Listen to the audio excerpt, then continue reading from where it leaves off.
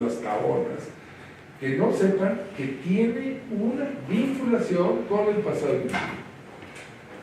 Tienen nombres específicos, hablan de rituales específicos, algunos tienen que ver, como lo que hace Perla Arroyo aquí con su pieza, tienen que ver con mariposas. Ya lo dijimos la vez pasada, pero las mariposas para los zapotecas van, no las mariposas, las abejas, se resguardan en un carrizo para acompañar al difunto en su trayecto en el inframundo. Van haciendo ruido las abejas y distraen a los malos espíritus que están en el inframundo y le hacen más franco y más amable el camino a ese que no está muerto, sino que está aprendiendo a vivir en una dimensión distinta, ¿no? Entonces, Perla, ¿y alguna cosa? Dile nada más todo lo que bueno, la idea es también pues, hacer ese eslabón de todo lo que venía sucediendo en el México prehispánico y cómo estos temas, que son la muerte y la calavera mexicana, empiezan a unir las dos culturas. Es decir, aquellos panes que estaban hechos con amaranto o con harina de maíz o con maíz se convierten en el pan de trigo que nosotros conocemos actualmente y a su vez representan o vienen representando una de las facetas del México prehispánico, que era ese culto a los muertos y que se junta con el Día de los Difuntos. Entonces, esas dos celebraciones que tienen esos dos puntos de vista, desde el mundo occidental y el México prehispánico, se juntan y van a operar como las tradiciones que al día de hoy perviven, ¿no? Ahora, por otro lado, uno de los puntos que también vemos que es un vértice en estas transiciones es qué sucede con todas aquellas deidades que fueron sepultadas y que durante la Nueva España pues, se convierten en un oscuro total, porque ya no se habla de todos esos dioses y de toda esa cosmovisión que se tenía, ¿no? Entonces encontramos en la historia que hay justamente un punto de intersección entre una deidad prehispánica, que es Tonantzin, y la Virgen de Guadalupe, ¿no? Y es un poquito este slide el que trata de explicar cómo podemos ver esas uniones, ¿no? Al igual que sucede con el pan de muerte. Miren, si ustedes piensan que el catolicismo lo ven desde el punto de vista del judaísmo, lo ven desde el punto de vista del islam, pues es un paganismo tremendo, porque hay una cantidad de santos que Dios guarde la hora. Entonces ese santoral va a terminar siendo muy amable con los vencidos en la conquista, porque van a encontrar las correspondencias, los ecos y las resonancias entre, como dice Perla, sus propios dioses, sus panteones, y los panteones de los recién llegados. Entonces a ellos les importa un rábano que les traigan una virgen morena, que es una virgen árabe, de Extremadura, ¿no? Que se llama justamente del convento de Guadalupe, que tiene unos cuadros fantásticos, de José de Rivera, entre otros. Para ellos da igual, ¿no? Ellos no ven a la Virgen de Guadalupe, ellos ven a Tonantzin.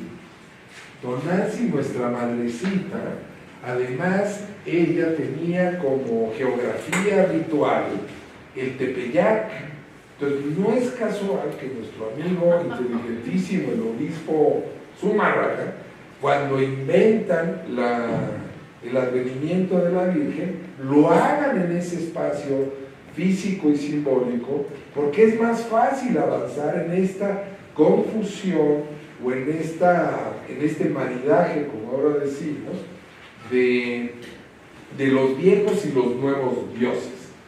Pero cuando están rezando, esos mexicanos de la lejanía, esos antiguos mexicanos, están pensando en Tonantzin. Y así pasa con el resto del santoral, ¿no? Entonces, si ustedes se dan cuenta, no va a haber ni vencedores ni vencidos, porque los nombres que le vamos a dar a las comunidades, a las cabeceras municipales y a los pueblos, va a haber una fusión, va a haber una simbiosis entre los nombres católicos y los nombres indígenas. Entonces, no solo los denominamos Santa María de la Asunción, ¿no?, sino es Santa María Ixtoninque o lo que sea. Siempre hay esta doble denominación del indígena y de lo castellano a lo católico, y ahí vamos. Y si ustedes van a las regiones más alejadas de Chiapas, de Oaxaca, de Guerrero, etc., bueno, pues, los fieles le están rezando a no sabemos qué exactamente, nadie lo sabe, ¿no? Ni siquiera Ricardo Pozas, donde escribió Juan Pérez Colote. O sea, no hay ejercicio antropológico que pueda rendir una cuenta exacta de qué es lo que está ocurriendo. Pero lo que sí nos queda claro es que hay una supervivencia entreverada, ¿no? Yo no hablaría de sincretismo, porque el sincretismo es un proceso racional donde se funden dos visiones del mundo y surge una tercera, y eso no ocurre en ningún lado. Lo que tenemos es que los maravillosos constructores mexicanos son los que levantan los templos, y entonces los levantan a su manera, interpretan las cosas a su manera. Entonces ellos dicen, Los Ángeles, perfecto, sí lo permito, ¿no? Los Ángeles, perfecto, pero vamos a hacer nuestros ángeles.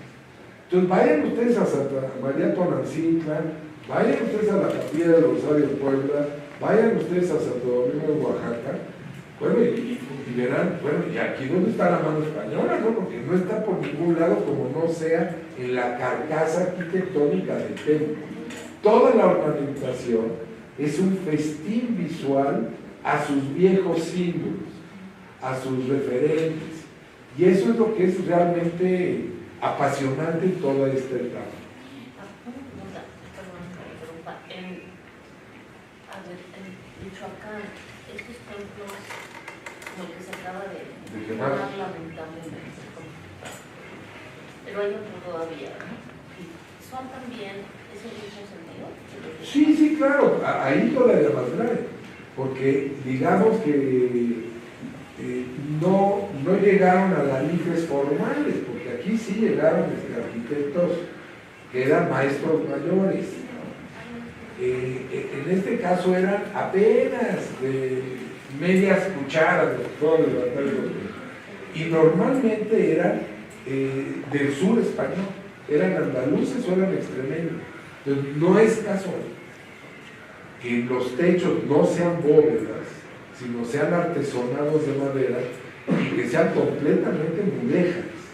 Pues esto que se quemó en Santa María Acapulco, que fue una absoluta desgracia, pero además ya había tenido un par de incendios previos, porque los mexicanos somos necios y somos absolutamente irresponsables, ¿no? Ahora eso no hay manera de recuperarlo, como no vayan a hacer un pastiche espantoso de alguna simulación de volverlo a hacer nuevamente. No hay ni, aunque se tengan los elementos, eso ya no se debe de hacer. ¿Cómo se llama? Santa María. Santa María Acapulco. Acapulco, sí.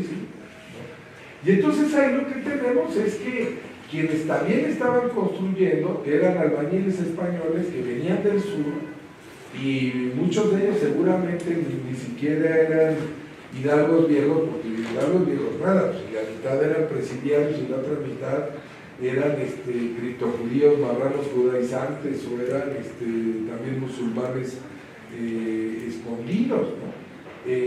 De modo que lo que tenemos es soluciones de celosías, de artesonados, de los propios retablos, de esa filigrana con la que trabaja la madera, la forma en que aplica la hoja de oro y todo esto, que es muy árabe, que es mudéjar o que es mozárabe.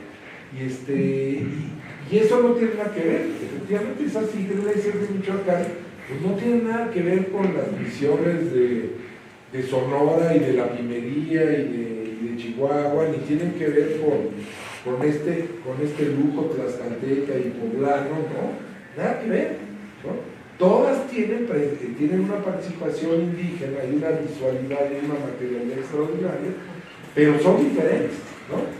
Entonces son esos siglos en donde en México, pues toda la labor cultural se restringe pues a todo este establecimiento de la nueva religión por encima pues, de todas las otras religiones y de todas las creencias que existían, generando, otra vez regresando a las piezas icónicas, pues este tercer icono que me parece pues, sumamente importante dentro de la cultura popular, que es al final de cuentas la única cultura que emerge y que se mantiene latente uniendo tanto la parte prehispánica como la parte occidental deveniente de todas estas fuentes, ¿no? No, ahí yo creo que lo dice muy bien Perla, ¿no? Y esa es un poco la paradoja. Se quiere imponer a estos antiguos mexicanos una visión de las cosas que es una filosofía amplia que va más allá de la religión. Y además un poco como calificándolos prácticamente de estúpidos, porque aquí había, digamos, educación superior. En el caso de los nahuas hay dos instituciones, que son el Calmeca y el Tepochcali, donde se forman no solo la clase gobernante, sino se forman hasta los postecas, se forman los comerciantes, se forman muy distintos estamentos de la sociedad mexica. Y una tiene más que ver con cuestiones sacerdotales, otra tiene más que ver con cuestiones militares. En ambos casos hay una formación científica en materia de herbolaria, en materia de filosofía, en materia de eso que llamaban la flor y el canto, y de una gran sofisticación. Entonces, cuando aquí celebramos a Vasco de Quiroga y el levantamiento de sus templos fortaleza y de sus escuelas de oficio, lo único que hacemos es demostrar una ignorancia absolutamente terrible y además un gusto por la dominación y por el ser explotado. Vasco de Quiroga ni siquiera era un cura, es un hombre que cuando se dan cuenta que estos primeros 12 frailes, que no son españoles, están formando indígenas para que sean sacerdotes y para que formen parte de la estructura de gobierno del episcopado, de las diócesis y del arzobispado, bueno, suena la voz de alarma en la corona española y en la corte de Madrid.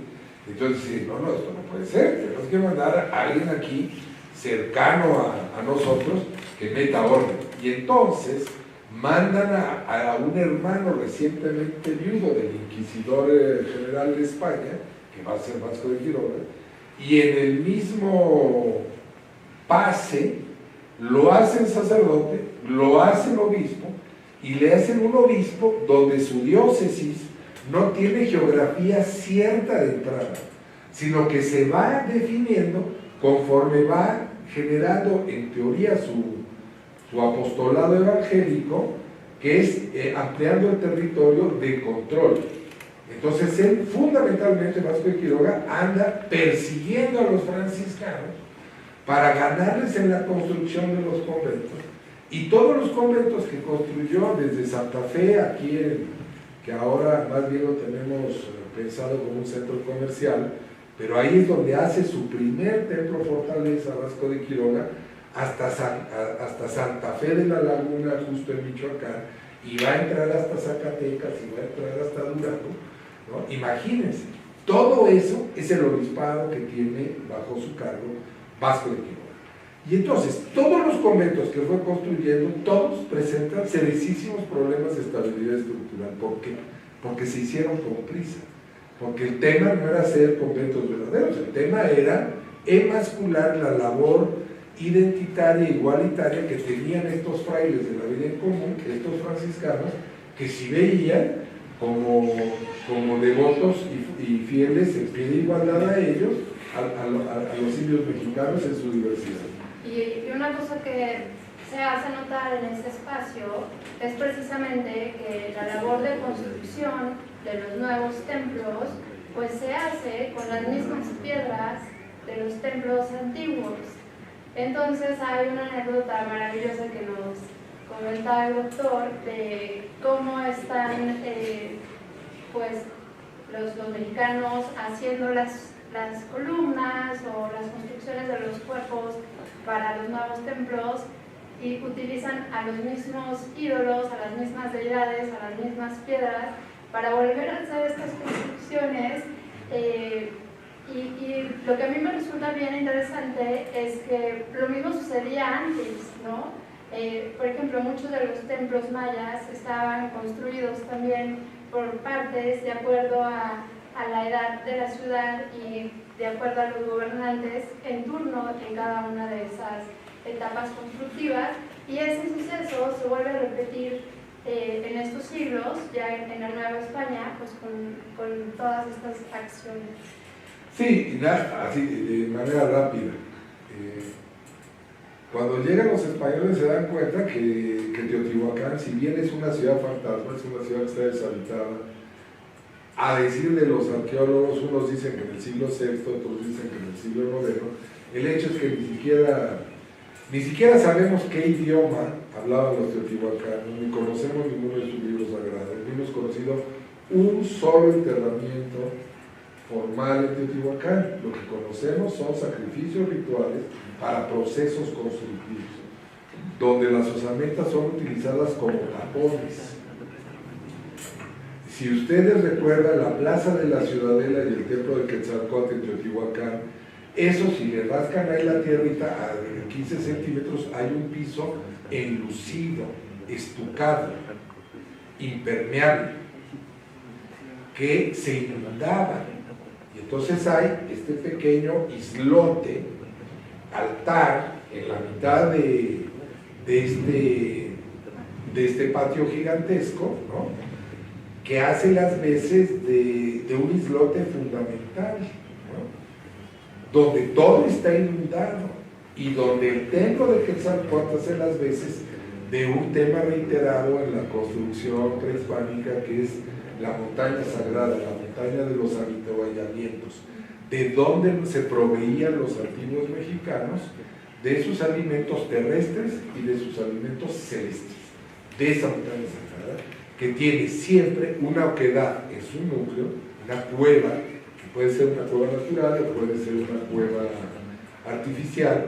Por eso hay este camino a Tlalocan que se viene trabajando desde hace ya una década en Teotihuacán con un arqueólogo fantástico, se llama Sergio Gómez y compañía, donde han encontrado a 14 metros de profundidad un túnel de 180 metros que termina en unas cámaras que se pensaban funerarias, no lo son, ¿no? Todas están trabajadas con mercurio en polvo, que es este polvo rojo extraordinario, que es absolutamente tóxico, y han sacado, van a dudar de mí, pero han sacado más de 200,000 piezas, entre fragmentos y piezas completas de ofrendas, hasta esculturas de 2 y 3 metros, con el mercurio que se llama cinabrio, cuando está en polvo, y es una cosa fantástica, es el cuento de nunca acabar, ¿no? Entonces, no sabemos ni qué idioma hablaban, pero bueno, llega un momento en que Teotihuacán y su zona de cultivo no pueden mantener a su población, que llega a tener 250,000 de habitantes.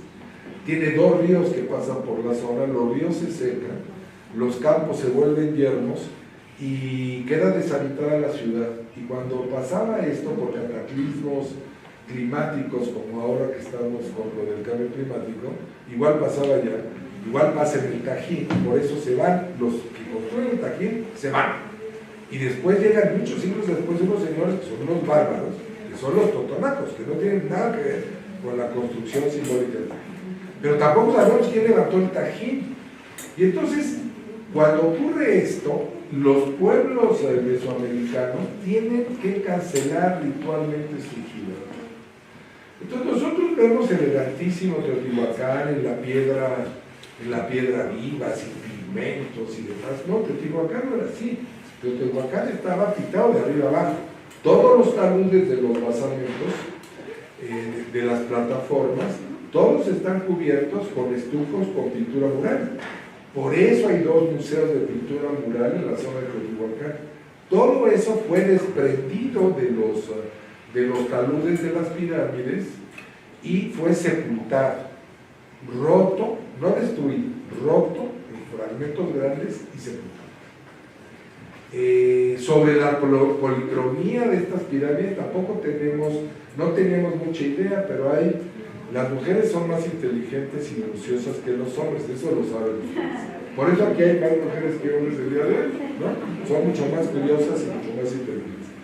Y la principal arqueóloga que ha trabajado en Teotihuacán se llama Linda Manzanilla, que es una mujer extraordinaria, miembro del Colegio Nacional desde hace muchos años. Y ella siempre tuvo la tesis de que la pirámide del Sol solo estaba, su policromía era roja, solo era roja, y que el último basamento, el último elemento arquitectónico, el último piso, llamémosle así, estaba cubierto de mica mixteca, ¿no? Que es esta mica mineral, ¿no? que no sé cómo estos con instrumentos tan pobres la laminaran casi en un suspiro, y con eso la cubrían todo este último cuerpo. Y entonces la mica lo que hacía era alimentarse de los rayos del sol y reflejarlos de una manera brutal. Y entonces imagínense, 6 cuerpos sanguinolentos en rojo, y esto en dorado con su majestad el sol y todo su esplendor, que era un prodigio. Y finalmente, una buena mañana de sus excavaciones, dio con el enterramiento Linda Manzanilla digamos, de un cargamento o de una dotación brutal de esta mica. Dio con 700 kilos de mica, ¿no? De modo que lo que era una hipótesis se convirtió ya en una realidad, etc., ¿no? Entonces, sí, hay también como varios arqueólogos que han hablado de que precisamente todos estos acabados que tenían tanto las pirámides como los pisos también habían representado pues una sobreexplotación de los propios recursos, como tanto orgánicos como minerales, de donde provenían pues esos materiales de trabajo, y que de alguna manera, al no poder continuar con esa explotación, pues coincide con el declive de esta ciudad y se queda abandonada. Lo que es extraordinario, que también platicábamos, es que todos los ídolos que de alguna manera, o esculturas que se encontraban en el exterior, pues se enterraban. Y por eso es que se empezaron a encontrar, o que se sigan encontrando todavía muchas piezas arqueológicas, porque la gente que habitaba esas ciudades, antes de retirarse, pues se dedicaron a meter a sus dioses hacia la tierra otra vez, y eso, como lo platicábamos la vez pasada, pues es una práctica muy común en el México prehispánico, en donde como hay esta dualidad entre todos los elementos, y sobre todo considerando a la tierra como la madre dadora de vida, etc., pues habría que regresar a la tierra, a todos estos dioses, para que el ciclo de la vida y de la muerte pues continuara, y la vida pues siguiera adelante en esa perpetuación pues eterna, ¿no? Vamos a ver... 2 segundos, ya sé que queremos entrar con el tema, pero no, porque si no los vamos a dejar picados. El hecho es que se van de Teotihuacán, no sabemos cuándo, pero se van. Y entonces, para el siglo XII, principios del siglo XII, llegan a establecerse una muy sofisticada nación que llamaremos los toltecas, y van a fundar Tula, la gran Tolteca, la Huitoltecaya. Y entonces estos que son muy listos y han de ser un poco flojos, dicen: ¿y por qué tenemos que labrar los sillares de piedra? Vamos allá a la ciudad fantasma de Teotihuacán, que no sabía que se llama Teotihuacán, y eso es como si fuera un depósito de materiales. Entonces, quitan los materiales que cubren las pirámides, los terraplenes, y con esas piedras talladas en hermosura radical, levantan Tula, una ciudad magnífica. Teotihuacán tiene 3.000 hectáreas, la poligonal. Solo se han estudiado 120 hectáreas y no completas, que es el núcleo central. Entonces, bueno, ahí van, el día que levanten más, pues van a encontrar lo que quieran, ahí está todo, ¿no?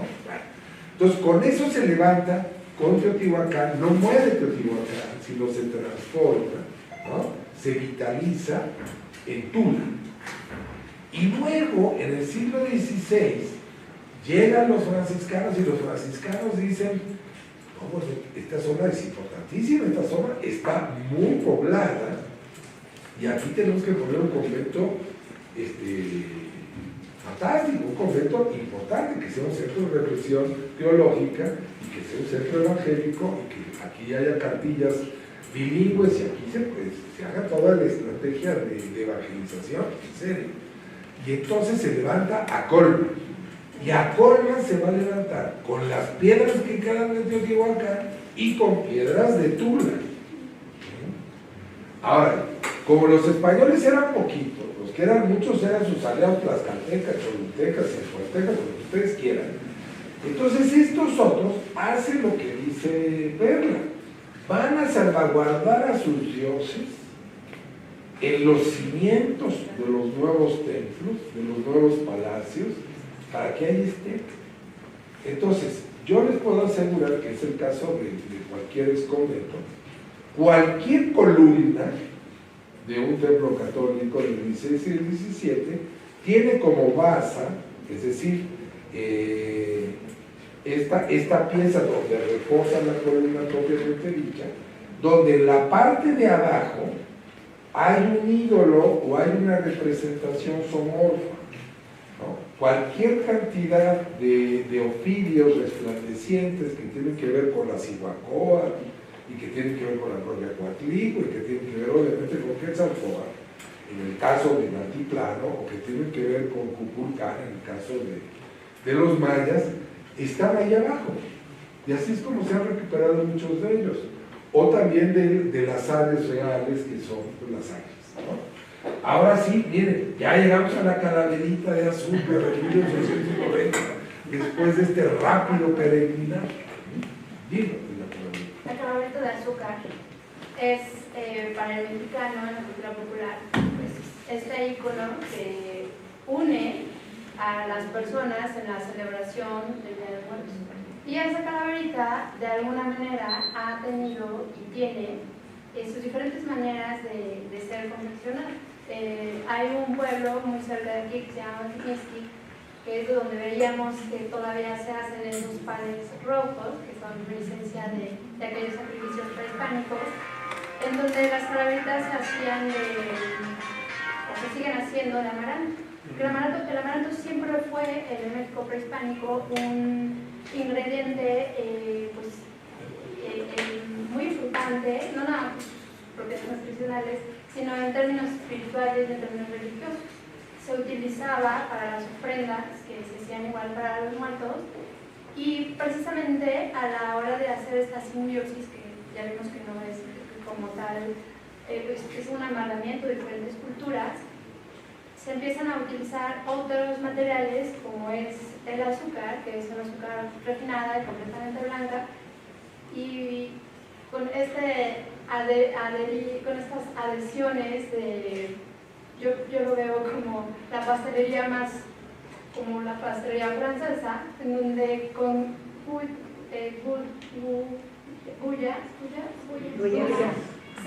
se hacen todas estas figuras que representan... Que lo suyo no es la cocina. No. Sí, lo has dicho, que no es lo tuyo. Sí, a mí me gusta comer, pero no soy tan buena cocinera. Bueno, sí hago buenos cafés. Bueno, pero imagínense, acuérdense, aquí no había azúcar. El azúcar es de la caña de azúcar, eso viene de Brasil, viene de la India, viene del Caribe, o sea, eso aquí no hay. Cortés es primo de Pizarro, y este par de delincuentes absolutamente resplandecientes tienen un comercio silente, eso que llaman los españoles el extraperlo, tienen un contrabando que no le avisan a la corona, que es por el Pacífico, tiene su propia flota. Entonces del Pacífico se traen del mundo incaico, que hoy llamamos Perú, a nuestras costas o al litoral mexicano. Bueno, ahí se trae tarugada y media, entre ellas la caña de azúcar. Y entre otros, un árbol que nosotros pensamos que es un símbolo de la mexicanidad, que es el pirul, y que no se llama así, se llama pirúes, y que tampoco se llama así, porque el árbol es el árbol del Perú. Entonces esos vienen de Perú, esos se los manda Pizarro a su primo. Dice, te mando unos árboles que están a toda madre, tiene unos como pequeñas manzanitas que no sé para qué sirven, pero bueno, los pones y aguantan todo lo que les dice, ¿no?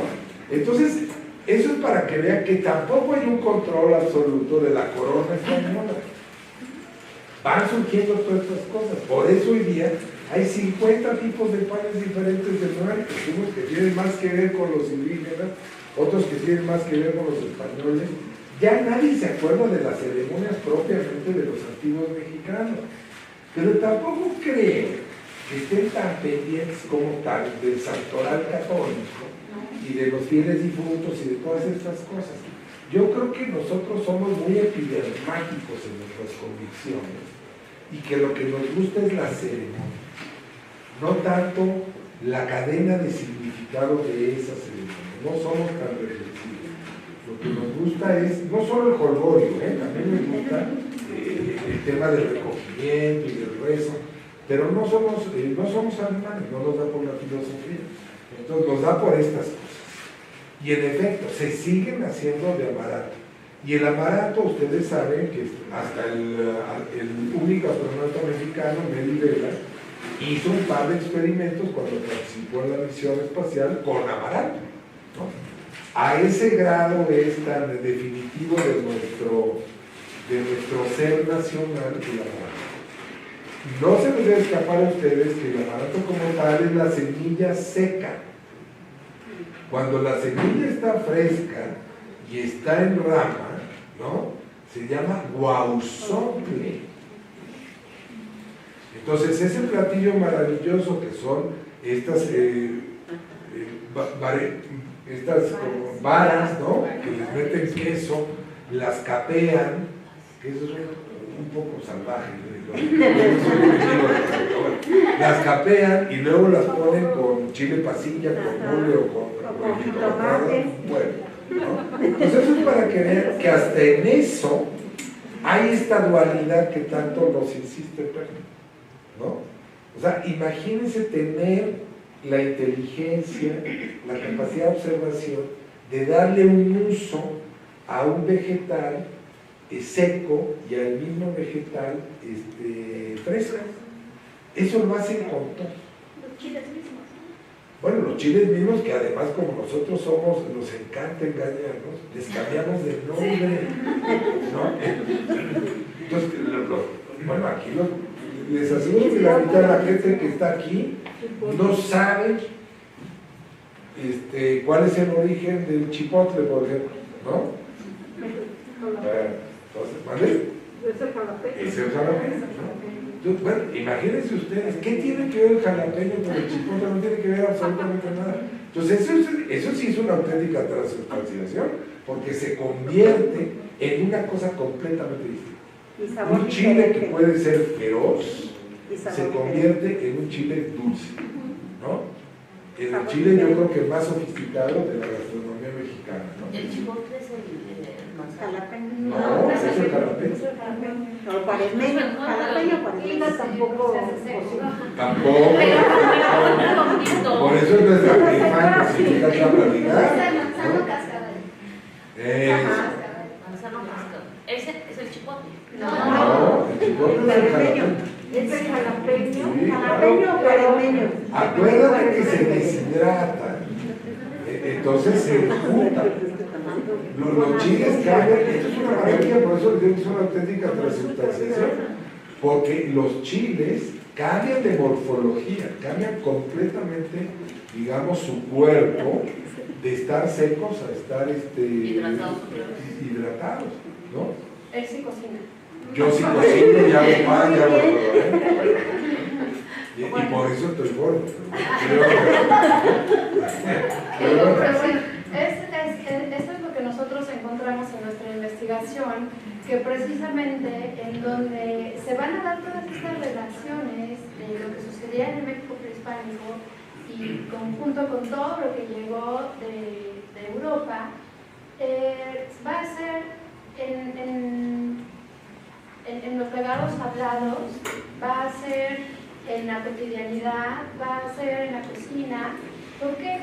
Porque simplemente el grupo en el poder no permitía que el arte siguiera retomando aquellos iconos y aquellos símbolos, pero tampoco podía de alguna manera controlar que la gente siguiera buscando frecuentar a sus propios ídolos o buscando perpetuar aquellas tradiciones o amalgamar unas con las otras, ¿no?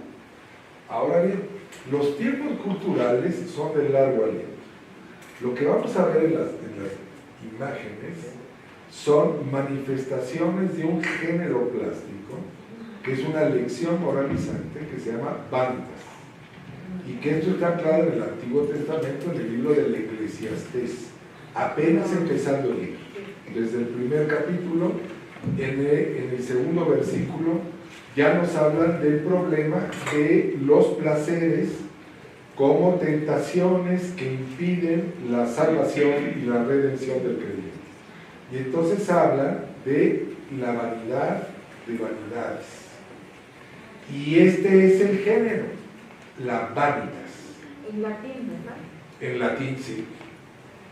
Y regresense, no vayan hablando, ya no. Aquí les tengo que decir una cosa. Les insistí yo al principio en este tema de que el mundo español que viene acá no es un mundo español, que es un mundo de un reino de reinos, que vienen muchas gentes de muchas naciones, de muchos lugares. No existen los estados nacionales. O sea, en el siglo XVI evidentemente no existe, apenas empieza a existir España como una aspiración lingüística. Es un proceso que se va a llevar muchos siglos y que, como verán, en la España de la actualidad no lo han logrado ni lo lograrán. Es el mismo caso que pasa en Alemania. Lo que pasa es que hay regímenes europeos que son más hábiles en construir sus estados federales. Alemania es también una construcción tardía, lo mismo que Austria, no digamos que Italia, que es hasta de 1859, en fin. Entonces, lo que nosotros vamos a ver ahora es esta conflagración de las lecciones moralizantes de un catolicismo que no reconoce diversidad alguna y que quiere imponer a rajatabla su concepción del mundo, y que además procede de una diversidad de pueblos, de culturas, de naciones, y que por eso casi todo lo que vamos a ver es pintura europea. ¿Por qué?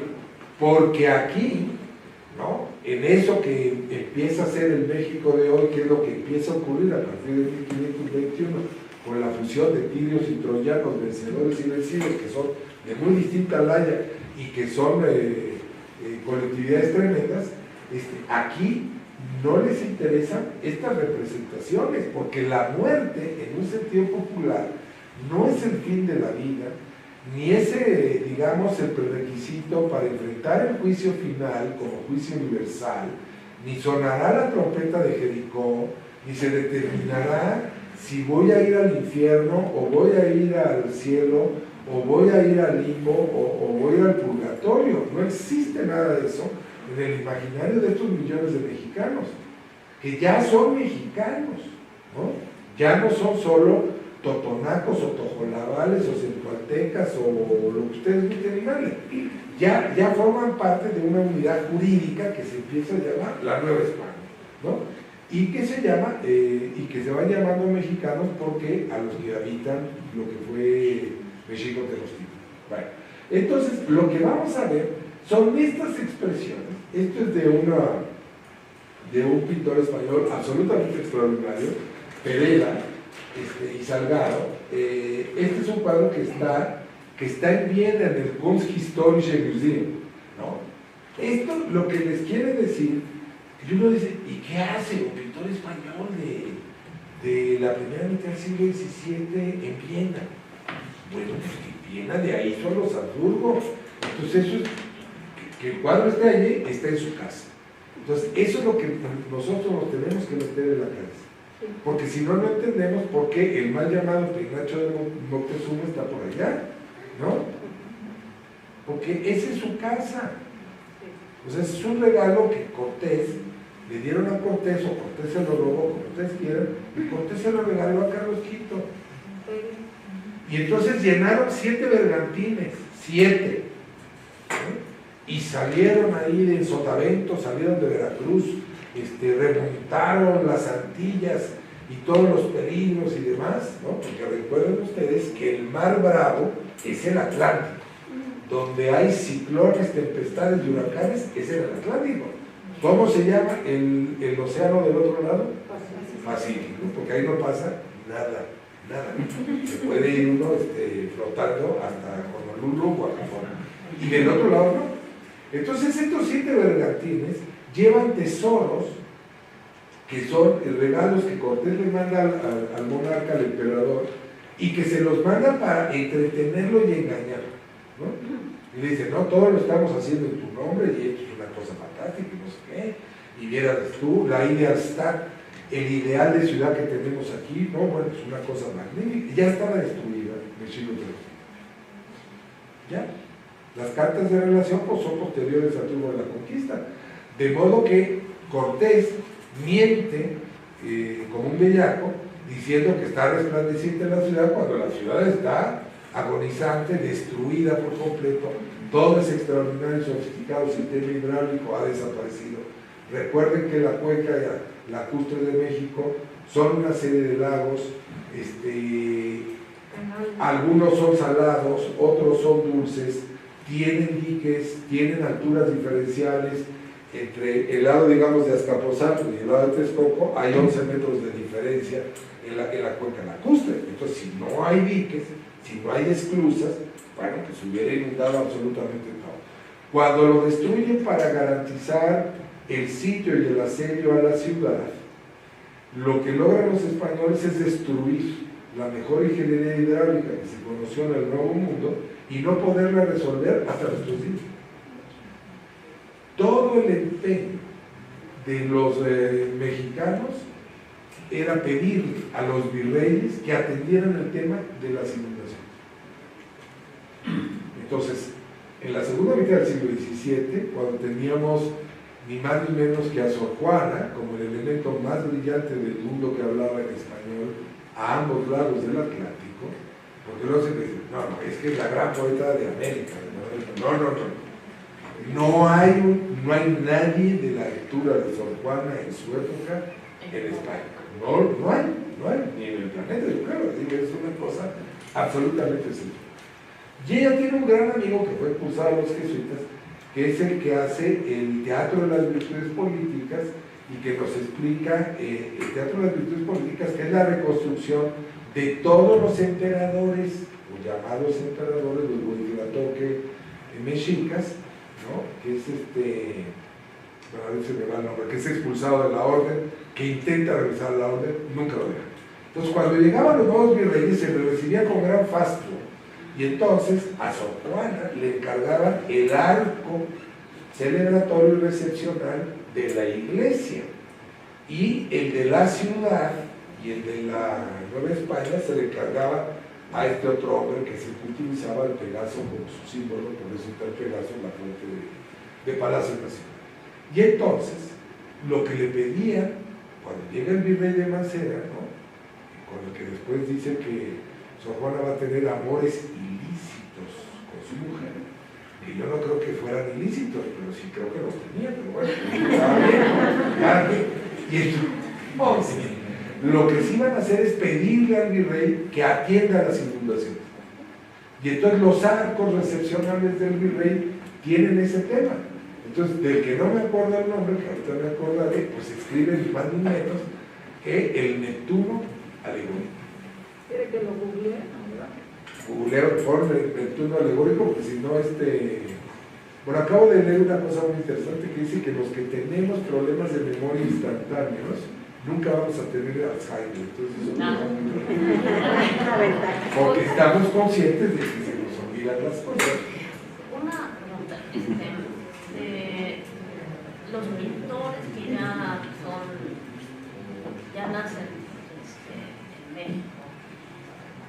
¿hay alguna diferencia en la representación de la muerte entre los europeos que vinieron? Sí, claro.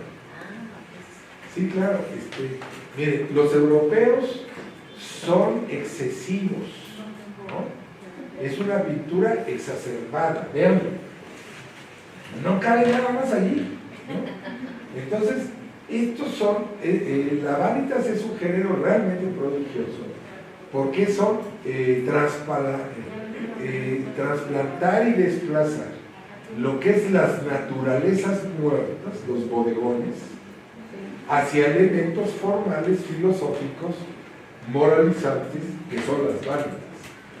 Y entonces ahí ven ustedes, ahí hay cualquier cantidad de cráneos. Los cráneos son el recuerdo de la muerte, el recuerdo de lo efímero de la vida. Y los cráneos prehispánicos no tienen nada que ver con eso, ¿no? Entonces ahí está un poco de, bueno, ahí están las joyas y están los mapamundis, porque estamos hablando de un imperio en el que no se ponía el sol, ¿no? Entonces por eso siempre aparecen atlas, planos, mapas o mapamundis incluso. Y en este caso, que es divina la figura, por alguna razón Pereda es un hombre cultérrimo, tenía un taller más importante que el de cualquiera de sus contemporáneos, ¿eh? Entonces, este es un tipo que convive en algún momento de su vida con Velázquez, después con Murillo, obviamente con Zurbarán. Tiene un obrador tan grande como el de Zurbarán. Obrador es sinónimo de taller, cuando eran grandes, ¿no? Porque recibían los pedidos de América, entonces no se daban abasto, entonces tenían cualquier cantidad de asistentes, discípulos que hacían los cuadros. Y entonces a nosotros nos mandaban más o menos la masqueña, porque los grandes maestros hacían las manos y hacían los rostros en el mejor de los casos, o aplicaban los azules, que eran de lapislázuli, en el manto de la Virgen. Fuera de allí, todo lo hacían los discípulos. Entonces, cuando aquí la gente dice, se le llena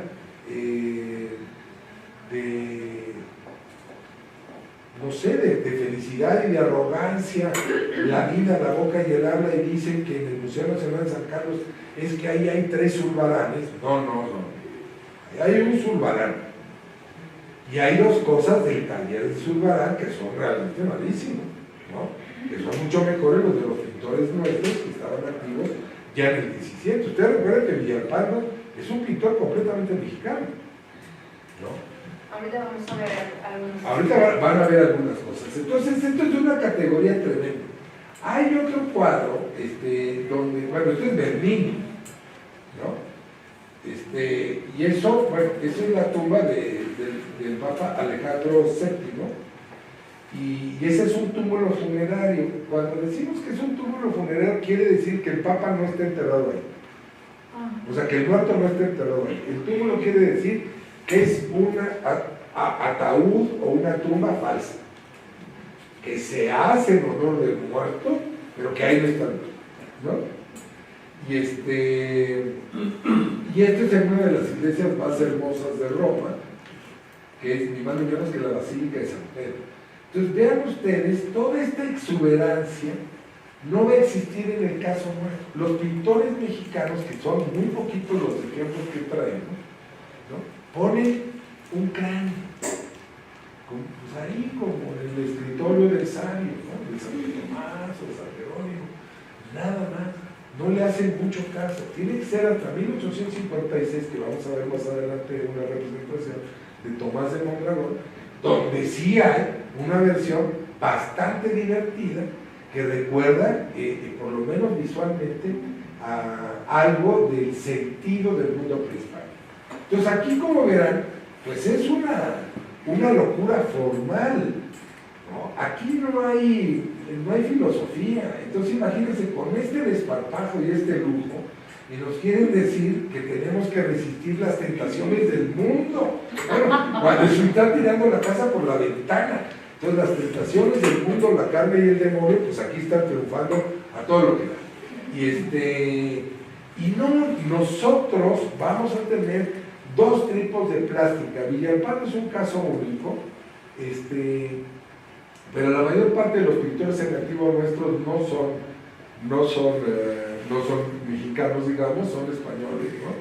Están desde los Lagarto, ¿no? Están, en fin, ya lo verán, hay algunos que son flamencos, como Simón Pereis, ¿no? Simón Pereis es un luterano, pero es tan buen pintor, él viene con uno de los virreyes, es un pintor de cámara, y este era, bueno, adúltero, blasfemo, era una cosa divertidísima, el mejor pintor que hubo en la Nueva España, con mucho, Simón Pereis. Y entonces, como era protegido del virrey, pues no le podían hacer gran cosa. Y la Inquisición y el Santo Oficio en la Nueva España prácticamente no funcionaron. Nada que ver con la ferocidad de España. Aquí no funcionaron. ¿Por qué? Porque Carlos V, que tenía muchos defectos, pero este no lo tuvo, él decide no mandar a los dominicos en primer lugar a América. Manda a los franciscanos y a ellos los manda con el encargo del Santo Oficio. Entonces no deja que lleguen los perros de Dios, que son los dominicos, a hacer destrozo y medio. Entonces aquí es muy suave el asunto de la Inquisición. Este es el gran pintor del género, junto con Pereda, es Juan de Valdés Leal, que tiene en el hospital de Nuestra Señora de la Caridad de Granada, tiene Inicto Oculi y Enec Virtus, que ahorita los veremos, pero este cuadro es importante porque el que genera todo el tema, digamos, filosófico de la Vanitas en España es ese personaje que es el que funda la Hermandad de la Caridad, ¿no?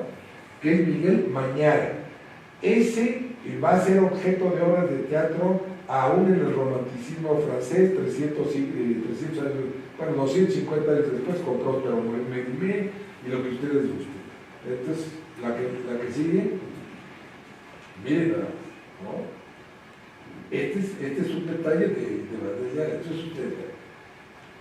Esto es una invitación a la contrición, a la devoción y a la renuncia a los placeres del mundo. Pues no, más bien es como es toda una campaña de publicidad en favor de los pecados. Decía un gran estudioso español del siglo de oro, Piñuela de apellido, decía en alguna parte que los barrocos españoles eran tan salvajes en sus placeres que estos eran el deleite del delito.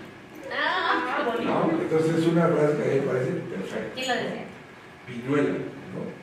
El deleite del delito, no se les olvide, cuando cometan ustedes algo que la contraparte cree que es una falta, díganme que no, que es el deleite del delito, que ni hablar, que va junto con pegar, que no se puede, ¿no? Y entonces aquí vemos precisamente cómo la muerte o la representación de la muerte en este tipo de imágenes es lo que va a estar presente desde el punto de vista religioso. Y todas las personas que van a empezar a asistir a las iglesias se van a empezar a familiarizar pues, con este tipo de obras que si nos regresáramos en la historia, o sea, si tuviéramos como una máquina del tiempo, o sea, imagínense al pueblo mexicano que estaba acostumbrado a ver esos ídolos, esos monolitos, esos colores tan vibrantes, esa materialidad, esa simetría y todo ese carácter orgánico entre la unión de los elementos de la tierra y las fuerzas mitológicas, etc. Y que se enfrenten a una imagen pues, de esta cromática, de esta profundidad, en donde el manejo extraordinario del óleo, que era pues, una tecnología bastante avanzada y que representaba un nivel muy alto de iconicidad, pues es un choque, ¿no? O sea, visualmente, estéticamente es un choque y que yo pienso que genera en el espectador o de las obras, más allá del carácter religioso, pues una extrañeza y una admiración también. ¿Por qué? Porque es cierto que la maestría con la que se puede trabajar el óleo y esta materialidad, de donde casi podemos tocar los objetos, pues se convierte en algo extraordinario, en algo que nunca habían visto los mexicanos, ¿no? Y que viene ahora a formar parte pues, de esta directriz de lo que debe ser ahora el carácter religioso y pues el carácter ceremonial de nuestra estética. No va a ser en balde que el lugar donde se van a cultivar con mayor denuedo este género es Flandes y Holanda, ¿no? Que son justamente, digamos, el lado más recalcitrante del imperio de los Habsburgo, ¿no? Entonces, y ahí hay una pintora mujer extraordinaria en el barroco que se llama Clara Peters. Búsquenla, porque no tiene vergüenza, no sabe la calidad de las naturalezas muertas, de los bodegones y de las pálidas, ¿no? Este es pareja, este está emparentado con el otro ángel, nomás que de Velázquez Vaca, bueno, ya es una cosa bastante más obvia, ¿no? Para ser europea, tiene ahí una filateria de cráneos, y discretamente, con el índice lo señala como diciendo, ahí se ven, ahí los espero, ¿no? Entonces sí hay esta idea como muy excesiva en la representación, donde la ornamentación es absoluta. Recuerden ustedes esta dinastía fantástica de pintores que son los Echavarría, Echavarri, Echavarrioja, ¿no? Las tres generaciones son muy buenas de pintores, ¿no? El primero es Vascongado, ¿no? Y los otros ya son lugareños de por acá. Pero toda su formación es una formación europea y una formación flamenca en la representación. Y lo que es muy interesante es que van a ver, por ejemplo, Echavarri es el que se conoce como el Echavarri de los Azules. Era un pintor muy rico, entonces él utilizaba una cantidad de lapislázuli en los cuadros que es absolutamente impresionante. Pero él además era un hombre extravagante. Entonces, hay toda una discusión entre los disque expertos que si la Virgen en tal advocación es tota pulcra o es inmaculata o es purísima.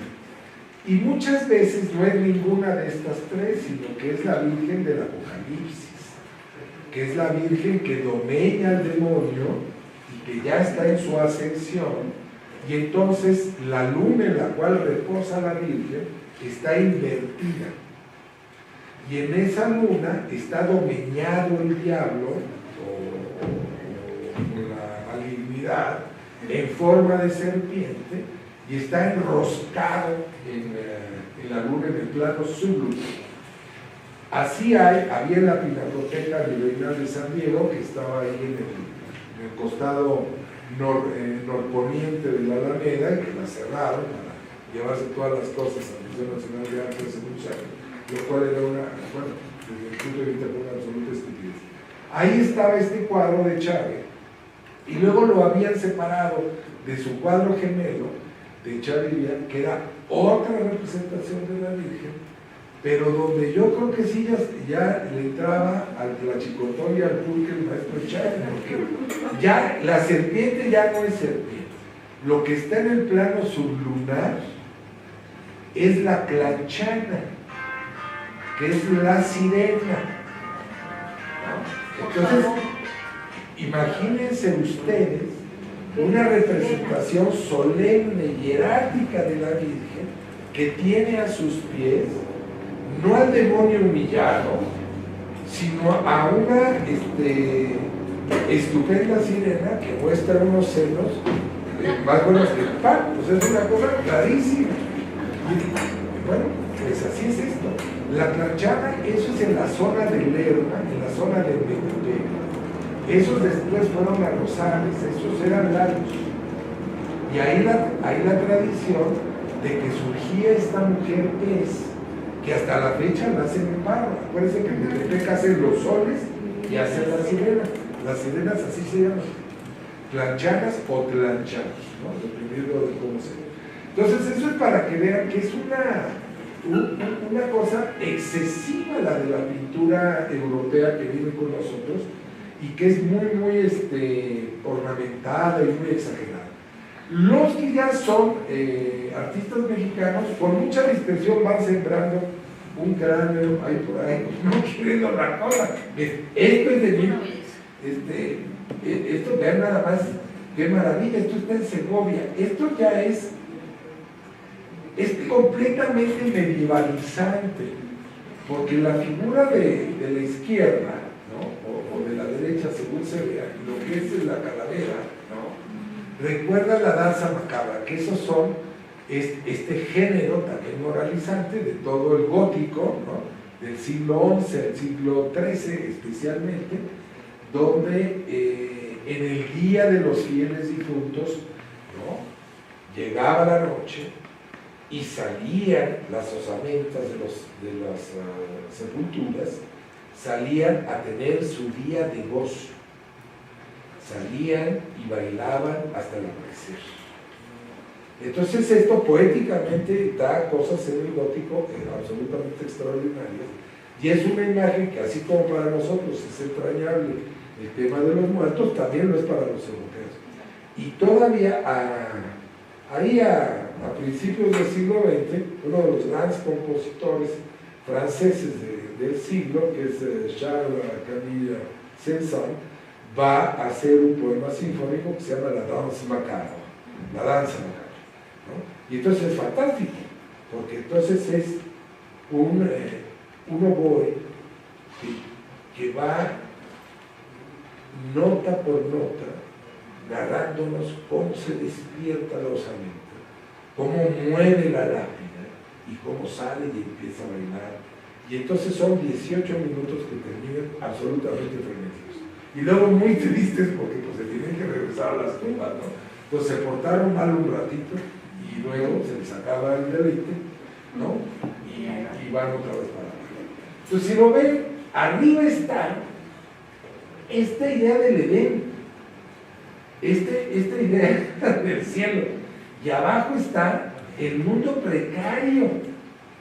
Vean cómo el árbol está a punto de sucumbir, ha sido talado en su fuste, en su tallo, y ahí está feliz, y quien se lo está echando es el santo, no es la calaca cuando está incitando a los otros a que tengan el carnaval. Recuerden ustedes que hay una relación entre la cuaresma y el carnaval, ¿no?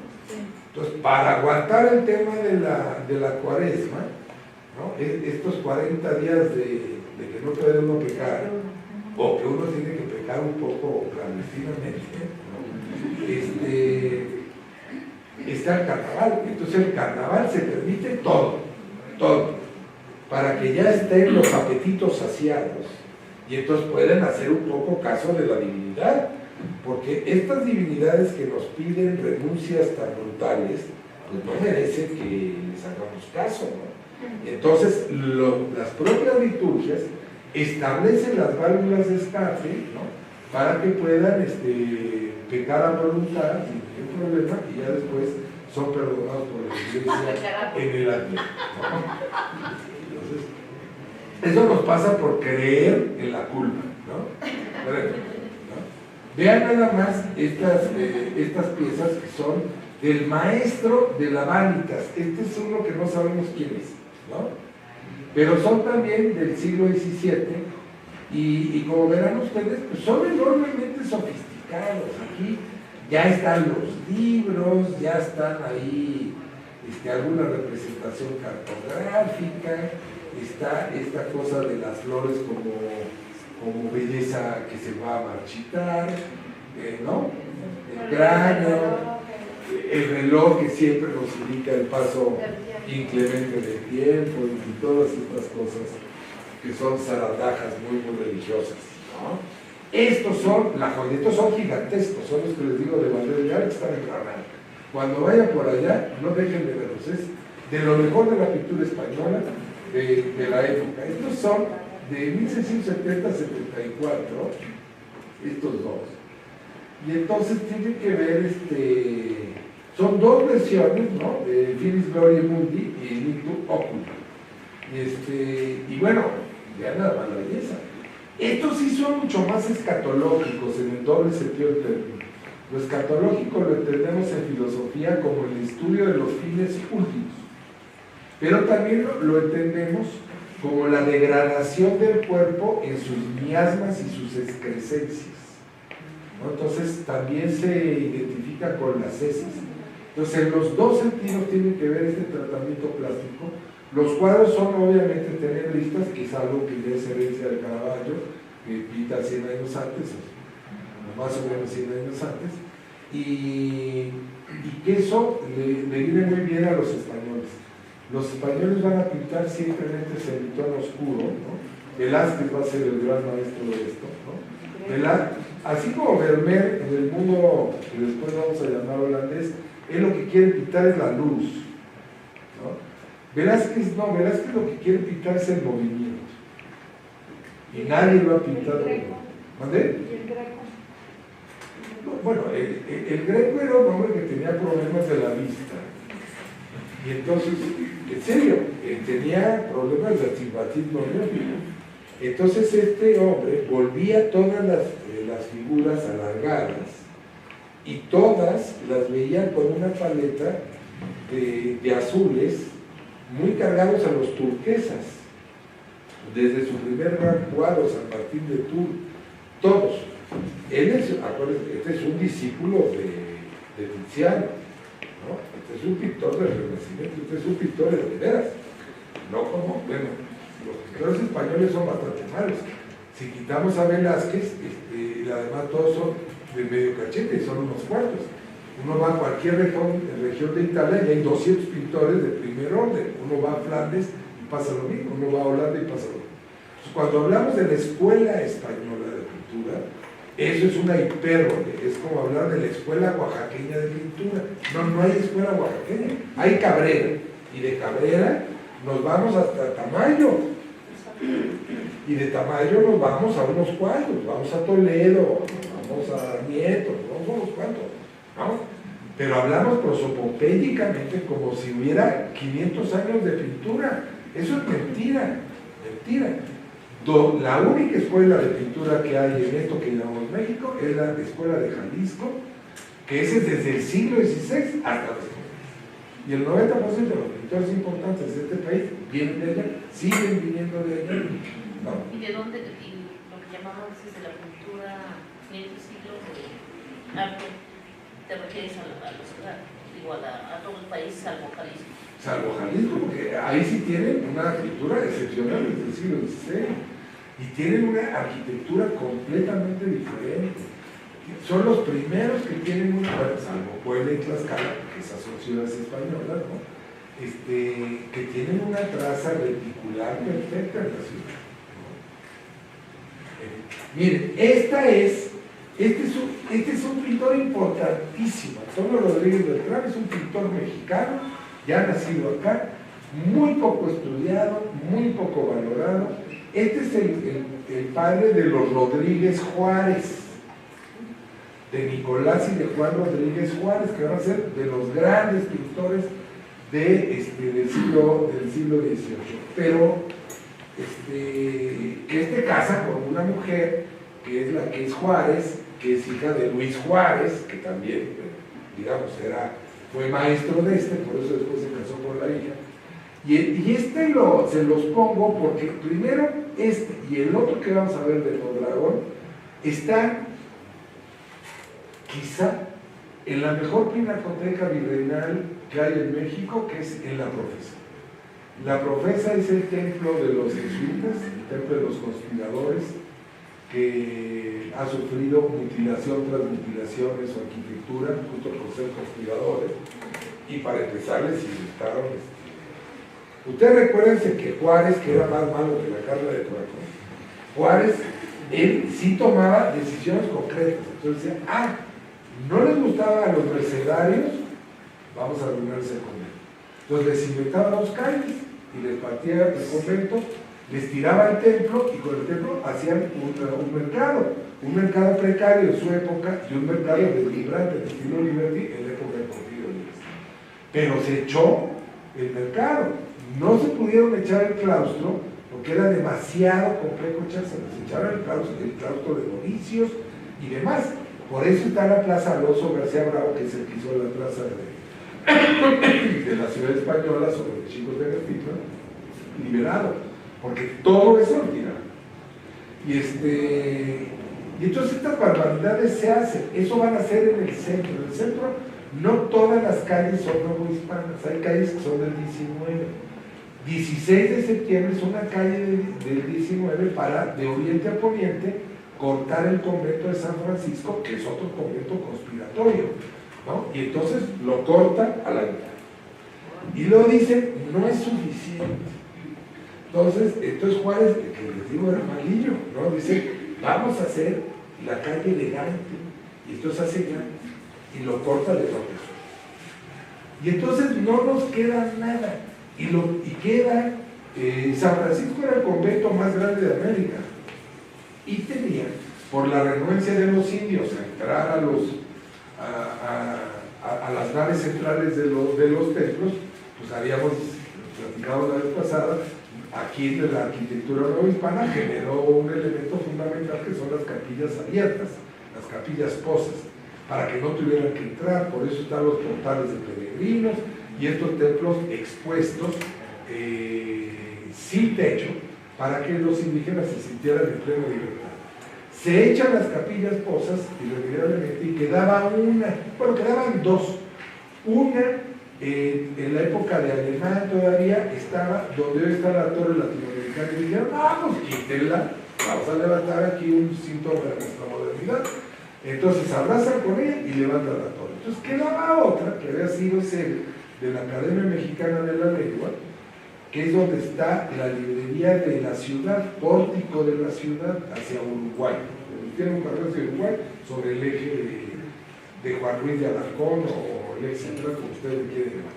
Y eso pues ya queda cualquier cosita.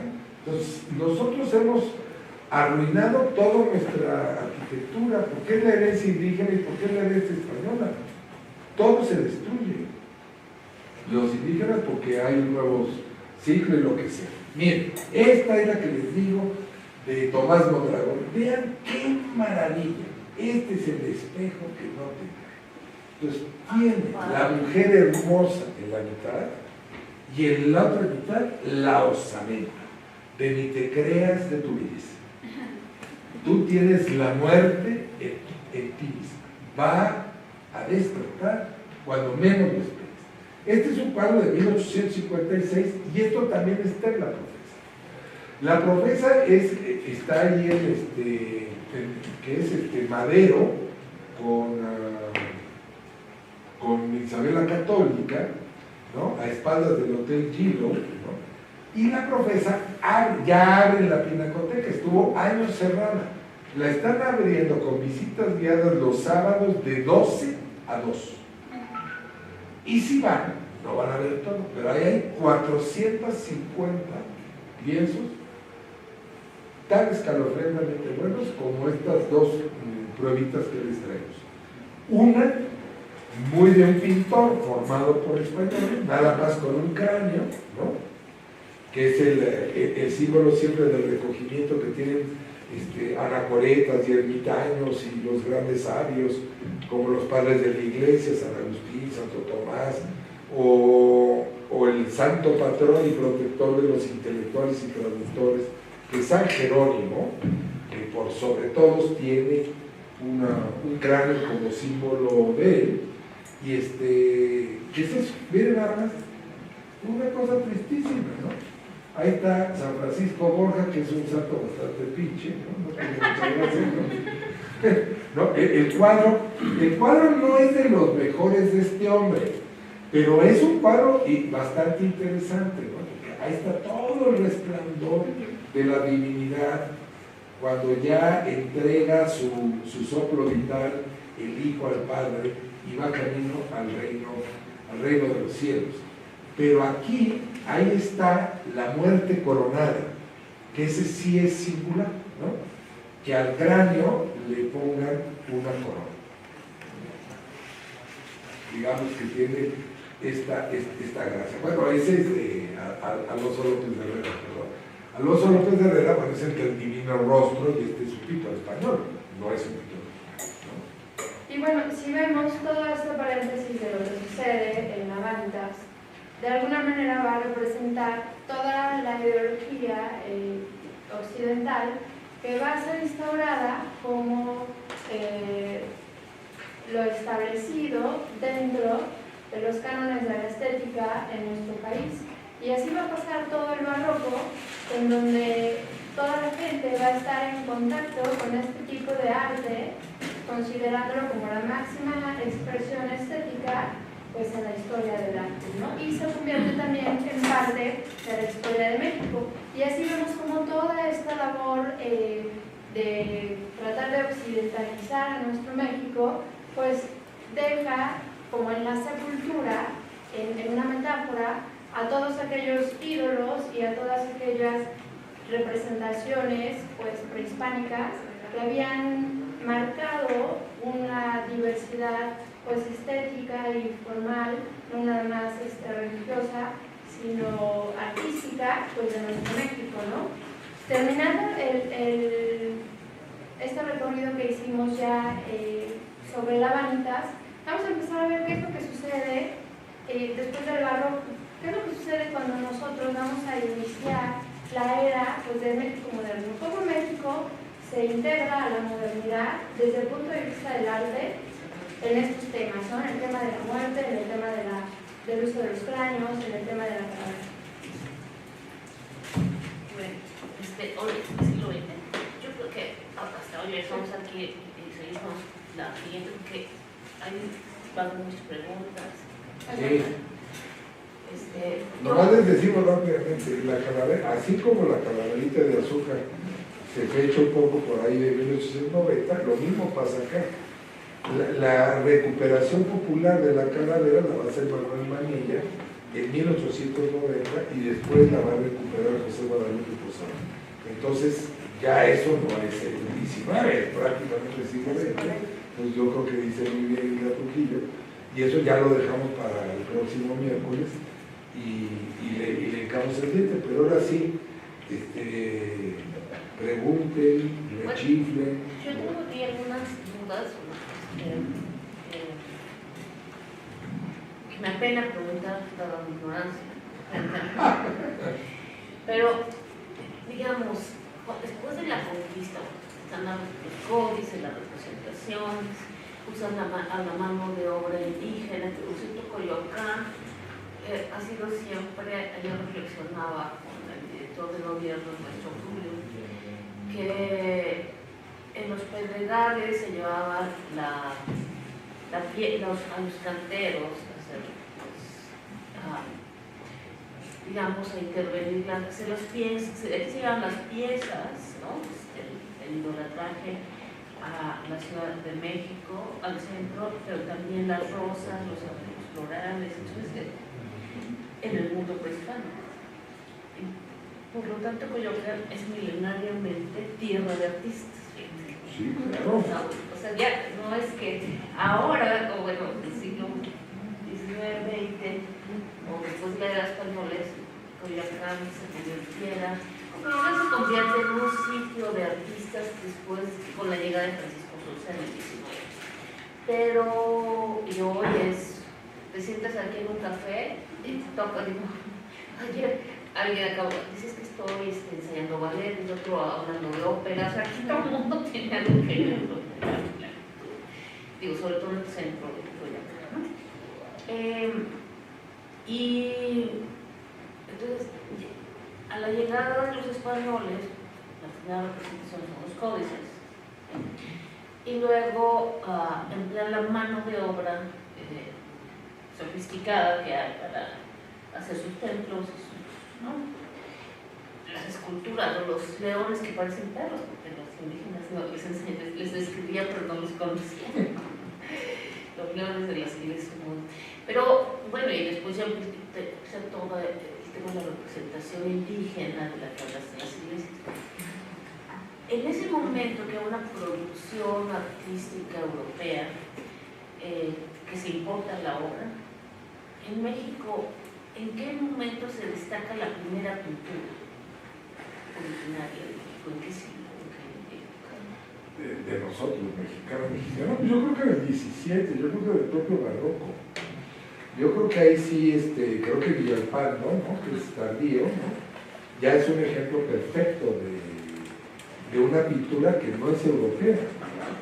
Hace algunos años, Banamex tuvo la inteligencia de hacer una exposición muy interesante que generó muchos tomos, que tenía que ver con la pintura de las Américas, porque la pintura de las Américas no es la pintura española, ni la pintura rúrgica, ni después borbónica, tiene sus peculiaridades. Entonces, ya en el 17 se está dando una sí, pintura. y lo que pasa es que nos solemos achicar, ¿no? Entonces decimos, no, bueno, es que Villalpando, pues ¿cómo vamos a poner a Villalpando con Murillo? No, pues ¿cómo no? Y en el siglo XVII no solamente la Nueva España, sino está la pintura de ángeles arcabuceros en Perú y en Ecuador, que es extraordinaria, extraordinaria, y valoradísima. Entonces sí hay algo. Lo que pasa es que nosotros seguíamos formando parte del imperio de la corona española, que es este imperio habsbúrgico y después borbónico. O sea, ustedes recuerden que Filipinas se gobierna desde la Nueva España. Filipinas solamente tiene una autonomía relativa en materia militar, porque tiene su flota y tiene su regimiento, pero políticamente es parte del virreinato novohispano. Entonces imagínense lo que es. Entonces, cuando hablamos nosotros despreciativamente del dominio español, pues también somos bastante ignorantes, porque uno tiene el mismo tamaño jurídico que Aragón. Es un reino y tiene un virrey, igualito que en España, es la misma figura jurídica. Tienen leyes especiales que los ingleses y los holandeses no hicieron en sus dominios. Claro que los españoles no eran buenos, eran malísimos, pero había algún germen menor, quizá no el más representativo, de algunos curas que estaban imbuidos de este semitismo renovado, de este espíritu contrarreformista, como por ejemplo inspirados por Erasmo de Rotterdam, que tienen una visión mucho más abierta en relación con el potencial indígena, con sus valores, con sus principios y con los procesos de restitución necesarios. Entonces sí creo que necesitamos tener una mirada mucho más abierta. Creo que es riquísimo. Por ejemplo, la idea de los atrios es una idea que ya no existe en el Renacimiento y en el Barroco europeo. Eso es un tema medieval.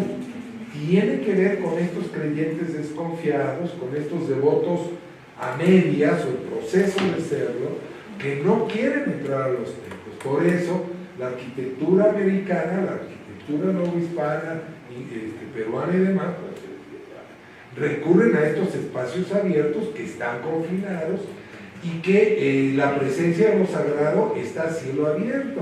O sea, los viacrucis deambulan en los muros perimetrales de los templos, que todos tienen convento, es decir, todos tienen su fábrica de clérigos, su centro de reflexión teológica y sus centros de atención, ya sea desde el portal de peregrinos hasta la parte educativa y demás.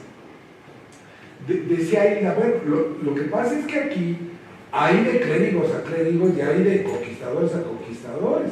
Entonces, antes de que se estableciera el convento de Santiago Tlatelolco, ahí se levanta la primera institución académica de las Américas en un sentido occidental, que es el Colegio de la Santa Cruz, que eso estaba, digamos, en el extremo suroriente de lo que es hoy el convento de Santiago Tlatelolco.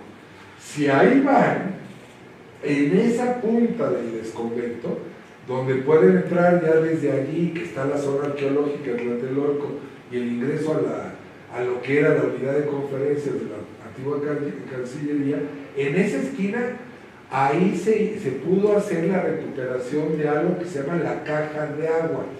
Es la primera muestra de pintura del encuentro de dos mundos. Es un aljibe, es una caja de agua que tiene un mural absolutamente extraordinario. Se hizo un pequeño museo y se puede visitar, y lo deberían de hacer. Y eso forma parte del Colegio de la Santa Cruz, no del exconvento de Santiago. Yo fui señor de ese exconvento y quiero decirles que el personal que yo tenía en esa crujía se quejaba, no saben cómo se quejaban, como plañideras, me hacían un drama de la humedad que había. Bueno, ¿quién diría? Pues ahí estaba el aljibe, por eso la humedad. Entonces, muchos años después, cuando yo ya no estaba en la Cancillería, pero estaba en el INA, me di a la tarea de rescatar la caja de agua. Entonces, ahí está, entonces me di cuenta que sí existía. Pero váyanlo a ver, no saben la maravilla, porque es pintura de pincel indígena y de pincel europeo. Entonces está toda la flora y la fauna de la zona lacustre divinamente pintados. No saben qué cosa es. Entonces sí hay, digamos, hay esta inteligencia de recuperar a los principales, a los hijos de los más poderosos, ¿no? De los pili, de recuperar a los tlahuiloque, a los tlacuilos, y de recuperar todo esto y de ponerlos a hacer códices. Recuerden que la inmensa mayoría de los códices son posthispánicos. Son unos cuantos códices que son prehispánicos. Nosotros tenemos uno de esos, solo uno en México. Todos los que tenemos son posteriores. Los buenos están en París, en Madrid, ¿no? En Viena, está el ciclo de Ginsboro, pues todos están en Europa, ¿no? Y en Dresden, por ejemplo, ¿no? El Vinobonés, y están los del Vaticano. Entonces, de eso sí, que la inmensa mayoría son mixtecos, hay algunos mayas, ¿no? Poquitos, ¿no? Y alguna cosa mexica o algo, ¿no? Pero realmente nosotros no tenemos gran cosa, ¿no? La tira de la peregrinación es lo mejor que tenemos la matrícula de tributos, que es un documento inestimable, pero eso es una cosa que los españoles piden a los indios para entender la lógica del tributo, la lógica del control económico. Ellos decían, a ver, explíquenme, ¿qué les daban estos cuates? Entonces, por eso dibujan tantas pielas de ocelote, ¿no? De jaguares, tantos estos, tantos otros, tantas plumas de quetzal, que esas ni siquiera de aquí, esas venían de Guatemala, ¿no? Cuántas turquesas, ya lo decíamos la vez pasada, esas vienen de Nuevo México. Entonces, todo eso ya les daba una idea del tamaño de la riqueza de este imperio a los españoles. Está el Códice Mendocino. Bueno, ese también es pedido para entender. Entonces, está la representación de la peregrinación, de Aztlán, de esto, lo otro, de cómo llegan, y ya ahí pues ya nos desaparece el Atlachinoli, ¿no? Ya está la serpiente, ya se la está comiendo el águila, y ya es una barbaridad de todo. Entonces, eso es un poco lo que pasa entonces. Entonces, yo sí creo que hay una gran pintura desde el siglo XVII, ¿no? Que ya es plenamente mexicana, que no tiene que ver con estos grandes pintores españoles que llegaron. No les terminé contando la historia de Peréz. Peréz, cada vez que se metía en un lío, porque era adúltero, y era borracho, y era luterano, y era una cosa terrible, ¿no? Entonces, era como un pintor contemporáneo, ¿no? Entonces, como era contemporáneo y rey, pues no le podían hacer alguna cosa más grave. Entonces, todos los castigos que le imponían era hacer obra a su costo. Entonces, ni más ni menos que el altar de los reyes en catedral, eso es por una condena del Santo Oficio que hace, ¿no? ¿Qué más se portaba? Bueno, yo creo que se portaba deliciosamente mal, ¿no? Yo espero que en el rigor de la pena valiera la pena. Claro. Lo que pasaba antes, ¿no? Ahora, los pintores novohispanos en su mayoría eran hijos de españoles, ¿no? ¿Sí? Mestizos empieza Hasta el 19. Es que ahí se nota, Sí, hay un cambio en la pintura. Todos pintamos aquí, digo, hay alguna cosa de recuperación de mano indígena que yo sé que para los que son católicos es un tema infamante, pero La Virgen de Guadalupe tiene 3 intervenciones, ¿no? La Virgen de Guadalupe, cuando seguramente tomándose un puro y una copa de vino, Zumárraga dijo, bueno, ¿qué hago yo? Porque aquí no viene nadie de la iglesia, ¿no? Entonces aquí tenemos que engañarlos con un poco más de gracia, ¿no? Entonces inventan a la Virgen, que es exactamente la misma representación de la Virgen de Zumárraga que está en el convento de Guadalupe en Extremadura, o sea, es exactamente la misma, ¿eh?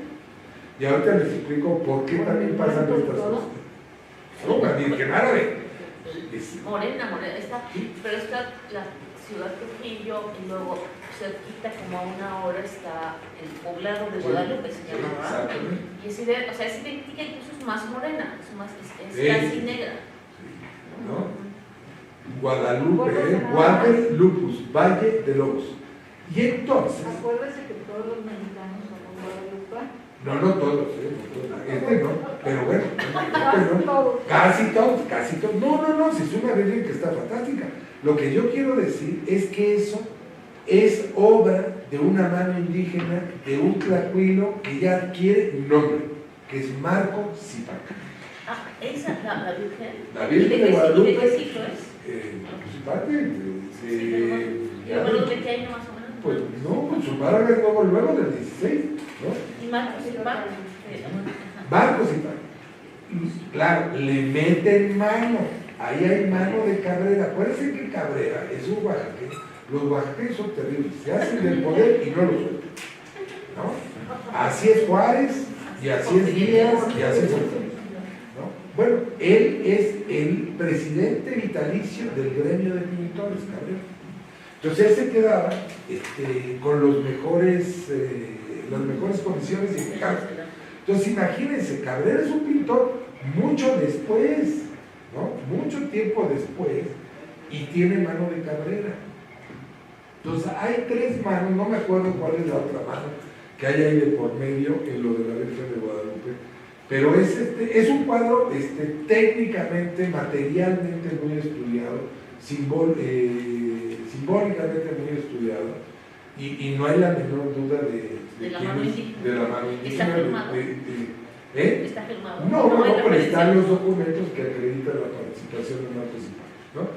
Este fue un tema de investigación del gran historiador del guadalupanismo en México, don Ernesto de la Torre Villar, que tiene un volumen publicado por el Fondo de Cultura de Estudios Guadalupanos, y ahí viene buena parte de esta historia. Y es un tema que en estética, ¿vale? Estudios Guadalupanos de Ernesto de la Torre Villar, ¿no? Acuérdense, el tema de la Guadalupana no es un tema que fue fácil vender, se necesitó de varias campañas y de varias estratégicas para que funcionara. El tema de la Virgen va a funcionar realmente hasta la segunda mitad del siglo XVII y realmente hasta el siglo XVIII, ¿no? Es muy tarde, muy tarde. Es interesante porque si es 1531 esta obra y es mano indígena, y claro, o sea, para lograr este rostro, tenía que haber sido una mano indígena, si no le hubieran creído que fuera un europeo, una representación de la Virgen Morena. Lo que pasa es que los indígenas no pintaban retratos, ¿no? Bueno, entonces, ¿cómo le hace? Cada orden religiosa tiene su iconografía. O sea, las órdenes religiosas no operan porque se les da la gana, no. Tienen sus santos, tienen su panteón y tienen sus formas de representar. Y entonces, cuando viajan a América, ¿no? Franciscanos, agustinos, dominicos, después jesuitas, todos van a traer sus carpetas, sus carpetas de grabados. Todos traen sus aguafuertes. Entonces, todos traen sus representaciones de cómo debe de representar San Agustín, de cómo se debe de representar Santo Tomás de Aquino, de cómo debe de representarse la natividad, de cómo debe de representarse, exacto, la adoración de los magos.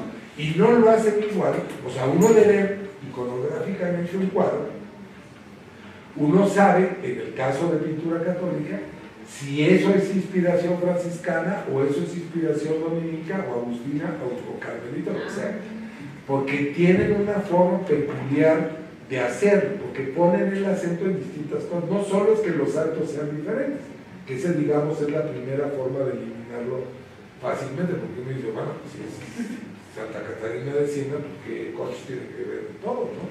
¿Qué es lo que pasa, por ejemplo, aquí en Coyoacán?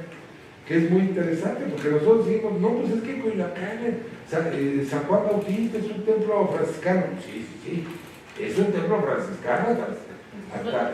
Sí, claro, muy tardío, muy tardío. Son templos carmelitas. Entonces, pues por eso vemos cosas complicadas. Ese es un templo de gran arquitectura, pero no les funciona la bóveda, entonces la bóveda se desploma. Entonces esto va a tener un montón de reestructuraciones el templo y cambia brutalmente. Y luego ya con también la presencia de los norteamericanos y todo esto, hay una destrucción inmedia en el 19, y entonces todo lo que vemos ahora, ¿no? Salvo alguna cosa del retablo del altar mayor, todo lo que está pintado en la bóveda y las grandes escenas de los muros laterales de la nave central son pinturas de un catalán que llegó tardíamente en el siglo XIX. ¿Quién lo dice? ¿Cómo se llama? Ya te lo escribí en tu atlas. Pero sí, eso también es importante que lo entendamos porque esto tiene una enorme movilidad. Los templos no son de una orden del principio hasta el final, van cambiando, luego se cierran, luego, por ejemplo, todo el mundo dice, ustedes conocen un restaurante muy bonito aquí que se llama El Convento, ¿no? Entonces, bueno, todo el mundo les dice, es que desde el siglo XVI, no, del siglo XVI no hay nada en Coyoacán, absolutamente. Hasta el 18. Ni las Del capillas. 17, fines del 17, la La Conchita. capilla de San Lucas. No, nada. Nosotros destruimos todo. ¿Sabes Esto qué? es lo No, pero nuestro. espérame, la de la Conchita sí. No, pero no, la traza. Sí. O sea, que la traza, o sea, la planta del templo, sea la original del 16. Ni la cruz que se robaron tampoco. No, todo eso es tardío del 17, hasta del 18. Los campanarios son del 18. Todas estas argamasas que generan juegos geométricos en las fachadas de las casas de Francisco Sosa o de la Conchita, 18. eso se llaman ajaracas, eso es del 18. Entonces cuando decimos, es que la casa de Pedro de Alvarado, que era el más malo de los conquistadores españoles, no, porque la casa de Pedro de Alvarado es la casa de la señora Nuta, la del Códice. Esa es una antropóloga griega del siglo XX que ella inventa y hace correr la leyenda que era la casa de Pedro de Alvarado, porque eso le daba prestigio y además le permitía vender de mejor manera. Pero la verdad sí tiene, ¿no? No. La de Ordaz no es de Ordaz, es del 18. No, Así como Está el lleno de restaurante ajaracas. No, ¿Mande? no. ¿Mande? El restaurante de la casa. No, mire, Coyoacán, pues es lo que es. Eran las fincas, ¿no? Quintas. Y en el siglo, en 1751, algo pasa aquí en Coyoacán, dice San Francisco Sosa, el Palacio de Cortés, esas casas, más se restaura importantemente la parroquia de San Juan Bautista. Entonces, ahí, o sea, este tema nos tenemos que meter a investigar por qué cobra tanta importancia a mediados del siglo XVIII Coyoacán. Bueno, la casa de Cortés, bueno, nada. Ni la de la Malinche. No, es 18. Todo eso es 18. Es que algo pasa en Coyoacán. Todo está bien. Lo que sí es que donde está la casa de la Malinche, ahí sí hubo una casa que habitaron la Malinche y Cortés. No es esa casa la de Arturo García Bustos y Luis Lazo. No. Esta es muy posterior y es del 18, ¿no? Que por cierto siguen cayendo, ¿no? Oye, bueno, entonces tenemos. Recuerden, la Conchita era la capilla de la casa que Cortés le levanta a la Malinche. Pero incluso No es una iglesia independiente. la Conchita en la portada de la entrada son tres tipos de decoraciones y de arquitectura. Se ve muy marcada la diferencia de las tres etapas. Sí, claro, por eso, porque los campanarios son 18escos y demás, porque además se cayeron, los volvieron a levantar, tenía primero uno, luego le pusieron la segunda. Bueno, Y luego cuando ahora en el último sismo que se fregó, o en el penúltimo, de aquí a que los de Lina vinieron a hacer, y entonces vinieron y la vuelven a inventar. O sea, cada quien le mete mano como se le da la gana. No tenemos evidencias necesarias. Si usted se pone a leer el libro de la arquitectura de Kubler, de Josh Kubler, en el Fondo de Cultura Económica, que es el repaso de lo que se construyó en el siglo XVI, y te dice, no, pues dentro ya no queda nada y no sé qué, y hace los planos, hace el levantamiento de los planos. Eso es fascinante. Nosotros tenemos una idea de lo antiguo, sobre todo como frente a los norteamericanos, los estadounidenses, que los vemos como muy arribistas y dicen, pues alguna cosita del 18 en general son del 19 para acá. Y nosotros sentimos que tenemos más ahora, pues del 16 lo tenemos prácticamente, ¿no? Ok, y entonces, ahora, el tema del cráneo, en su tradición prehispánica, ¿lo crees tú? Es una pregunta que me está haciendo, ya comentaba con Pedro, que sobrevive en el arte popular, justo ahí. Sí, claro. Ahí es donde está, ¿verdad? Y es lo que retoman en el siglo XIX, que es curioso. Es lo que retoma Manilla y después Posada. Pero, fíjate. Pero fíjate, lo retoman, nadie lo escribe así, pero vienen de las calaveritas de Amaranto. Y tenemos, y la representación de la muerte es europea totalmente, y es un temor, una decadencia, la pérdida, ¿no? Es el sentido lúdico de vida que tenemos en lo prehispánico. Pero sin embargo, en el arte popular lo conserva, ¿no? Lo conserva, ¿no? Pero en el 19, que acudimos ya a la independencia, que se empieza a crear un arte que exalta la nacionalidad mexicana, ¿no? Y que vemos sobre todo de mediados del siglo XIX, más bien es un contexto del XIX, de 1850 hacia adelante, ya ves una representación muy clara de exaltar nuestro pasado, nuestro poder indígena, ¿no? ¿Así es? ¿Se puede leer? No.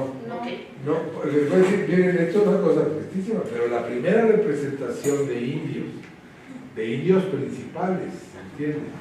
En el siglo XIX no es por artistas mexicanos, es por un recién llegado maestro de escultura que viene a ocupar la cátedra en la Academia de San Carlos, que se llama Manuel Pilar y Roca, que es un catalán.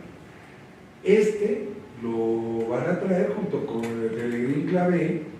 Los dos son maestros de número de la Academia de Roma. Y entonces cuando tienen que fortalecer la planta docente de la Academia de San Carlos, el gobierno mexicano, ¿no? Imagínense, estamos hablando de 1845 más o menos, hace toda una campaña para un scouting, ¿no? Como esto que se llamaba en la época de los headhunters, y los mandan al mundo, y entonces ponen a trabajar por primera vez a los diplomáticos mexicanos para que les digan dónde hay buenos maestros y de qué. ¿Quién de cartografía y de numismática? ¿Quién de arquitectura? ¿Quién de pintura? ¿Quién de escultura? ¿Quién de no sé qué? Y entonces empiezan a traer a los grandes docentes a México. Y en Roma se encuentran estos dos catalanes, que son Pelegrín Clavé y Pilar y Roca, que los entrevistan y todo no saben, esa es mi hipótesis, no saben que son pareja. Estos son una pareja fantástica, porque son unos artistas realmente excepcionales. A Pelegrín lo van a contratar para la cátedra de pintura y al mismo tiempo como director de la Academia de San Carlos, de la extraordinaria impresión que les generó como artista y como obra de concepto. Y al otro, a la cátedra de escultura. Entonces llegan a México, ellos habían salido un poco como huyendo como pareja de Barcelona, y van a dar a Roma, que Roma siempre ha sido, desde los etruscos, digamos que tiene más riqueza espiritual, ¿no? Entonces, Roma.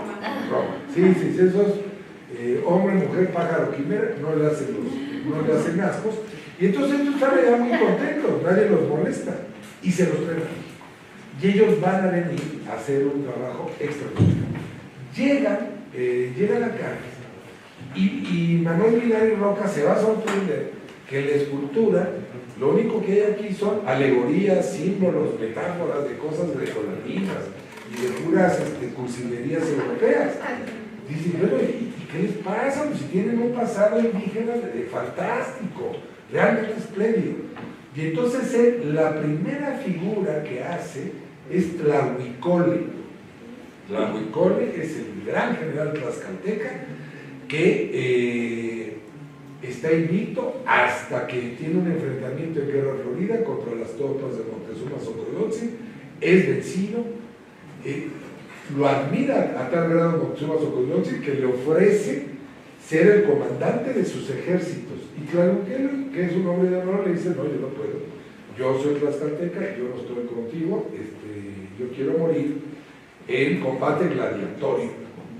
Y entonces la representación de la propia escultura es él atado a un poste dentro de la piedra de Tizoc, que se va a encontrar en 1790, ahí está atado y ahí bueno, ni siquiera lo pueden vencer. O sea, él vence a 28 combatientes, 28 enemigos, a la mayor parte los mata, a otros los deja bandados y los deja heridos, él queda más o menos herido y le pide a Moctezuma que tenga la gracia de sacrificarlo ritualmente a los dioses. Y entonces lo sacrifican en el recinto ceremonia, ¿no?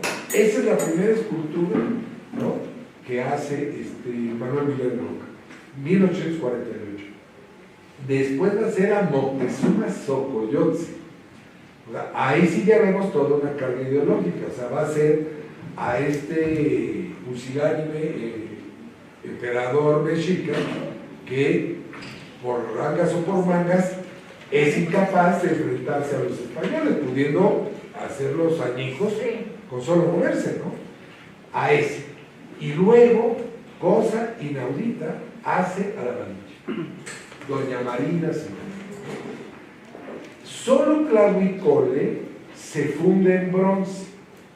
El bronce original está en Tlaxcala. Los 3 yesos, que son magníficos, están en el Museo Nacional de Arte, y los 3 los pueden ver en la página de internet del museo, que son piezas realmente buenísimas.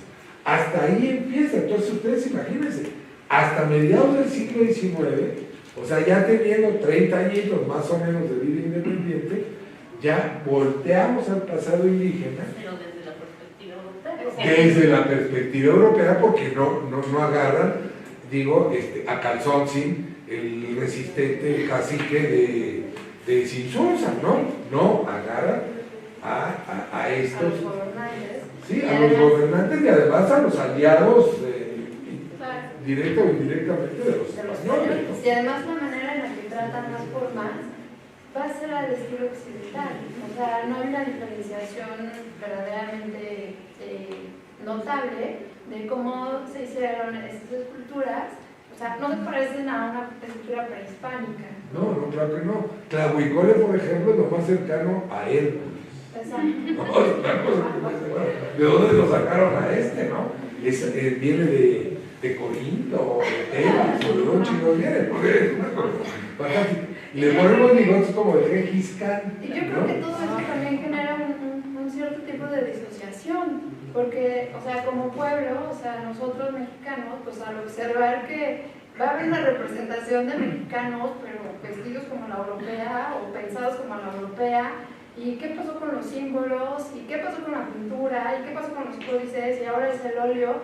O sea, tecnológicamente hablando, en términos de aplicación del arte, pues es como si hubieran pasado, no sé, 10 siglos en cuanto a tecnología, que llega a México y se empiezan a construir figuras y formas completamente diferentes a lo que había en la usanza en este continente, en nuestro país. La gran pintura mexicana que recupera nuestra diversidad va a ser del 18 y es la pintura de castas.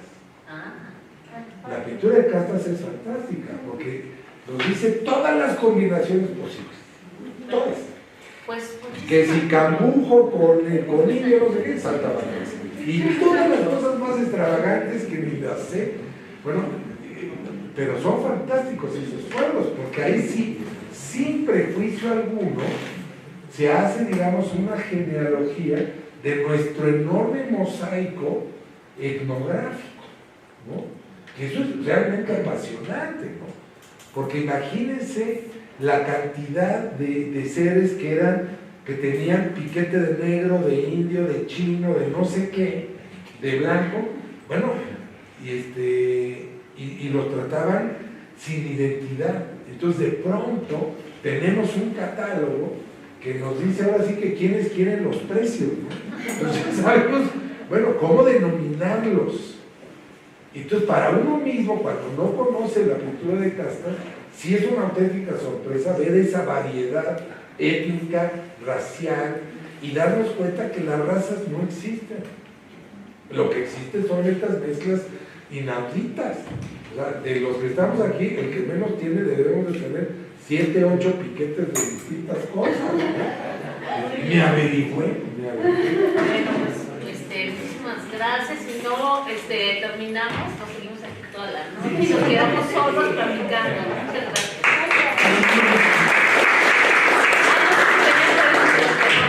Nada más que nos presentara su escultura.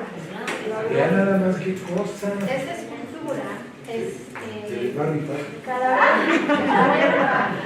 ¿Más participó? Esta escultura es una escultura realizada en bronce a la cera perdida.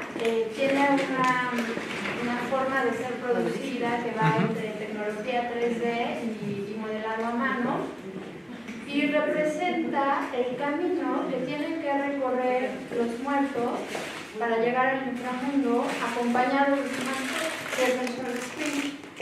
Lo que yo hago es recurrir a todos aquellos íconos y símbolos del mundo prehispánico y conformar una nueva pieza que encontré junto con Hilda y el doctor Luis Ignacio, que tiene un carácter completamente barroco. Y por eso es que ha surgido, bueno, toda esta serie de prácticas en este conservatorio, en donde hemos estado analizando cómo es que al final del día las representaciones que ahora son nacionales o que representan nuestra mexicanidad van a ser un sello de todo lo que ha sucedido, en este caso hablo en específico de mi obra, de todo lo que ha sucedido en la historia de nuestro país, de una manera natural, ¿no? Así surge, así se desarrolla y así se presenta. Entonces sí es un cholo.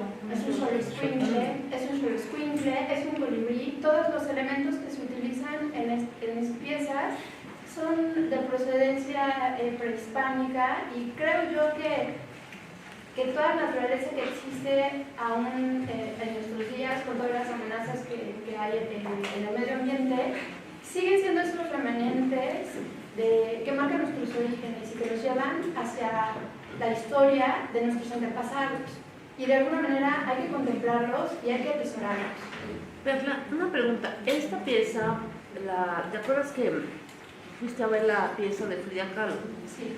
¿Esta la haces después de ver de Frida Kahlo o ya la tenías? No, yo todas las piezas que he estado haciendo las hice previo a la pieza de Frida. Es muy impresionante. Una pieza de Frida está, yo sí sabía que era de Frida, pero cuando la tenían como autor desconocido, y cuando me tocó abrir los cajones y baúles, encontré, hace cuenta, el fragmento, las chaquiras, un caballito que le había puesto elementos de la pieza. Y le llamé a Raquel Tibol y a Teresa Conde y les dije, vengan a ver. Me dijeron, sin duda, es de Julio. Es una pieza preciosa, en tercera dimensión,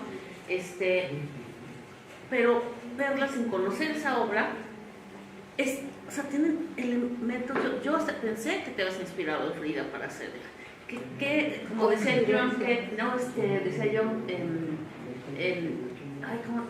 no coinciden sincronías, no, pero son influencias que se dan en el arte, que están ahí y que no, sí, son sincronías, ¿no? Digo, no lo sé, maestro, sí. Yo por eso decía muy al principio de la conferencia, en la conferencia anterior,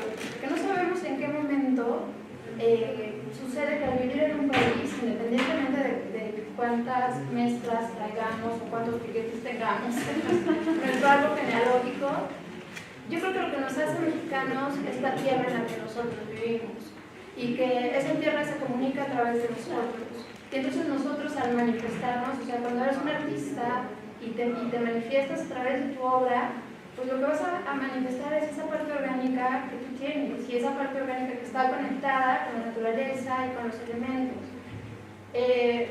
Eso es lo que yo hago con mi obra, o sea, no es como que me haya yo puesto a estudiar antes de hacer la obra. Yo no me puse a estudiar, yo me puse a estudiar y tuve la oportunidad y obviamente los mejores maestros una vez que la obra ya estaba hecha, ¿no? Entonces eso también para mí ha sido pues de una riqueza inconmensurable, porque he encontrado todos los reflejos como si fuera un caleidoscopio de cada una de las partes que conforman mi obra y mi proceso dentro de la historia de México, ¿no? Y me da mucho orgullo poder llevar pues esas manifestaciones y esas representaciones en un objeto que sea capaz de comunicarse y de tener un diálogo con la gente. Y una pregunta, la última, ¿por qué este es con la boca abierta? Es una calavera feliz, es una calavera alegre, es una calavera que se expresa, es una calavera que no sufre, ¿no? No es la representación de la muerte que veíamos en el mundo occidental, ¿no? Que es donde se acaba la vida, ¿no? En la calavera mexicana que yo desarrollo es en donde la vida empieza.